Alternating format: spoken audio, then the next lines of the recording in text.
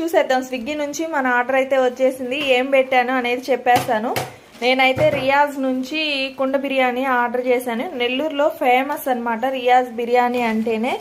దాంతోపాటు రైతా ఇచ్చారు, షేర్వా కూడా ఇలా కవర్లో కట్టించారు. గ్రేవీయా షేర్వా అనేది చూద్దాం ఓపెన్ చేసి. నాకు తెలిసి వంకాయ కూర అయి ఉంటుంది.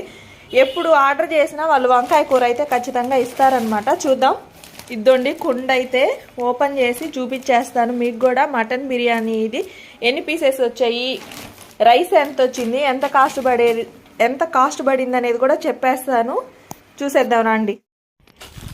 చూడండి బిర్యానీ ఓపెన్ చేసి చూపించేస్తాను. ఎలా ఉంది, ఏంది, టేస్ట్ ఎలా ఉంది అనేది చెప్పేస్తాను. నాకు దీంట్లో అయితే 8 పీసెస్ వచ్చాయి, మటన్ పీసెస్. అది పెద్ద ముక్కలు కాదు, ఓకే పర్లేదు, మీడియం సైజ్ ముక్కలు అయితే వచ్చాయి. టేస్ట్ వైజ్ అయితే సూపర్గా ఉంది. నాకు దీని కాస్ట్ వచ్చేసి 1550 రూపాయలు పడింది. బాగా తినగలిగిన వాళ్ళైతే 4 మెంబర్స్కి అయితే సరిపోతుందన్నమాట. లేదు కొంచెమే తింటారు అనుకునే వాళ్ళు ఒక 6 మెంబర్స్ అయితే తినొచ్చు.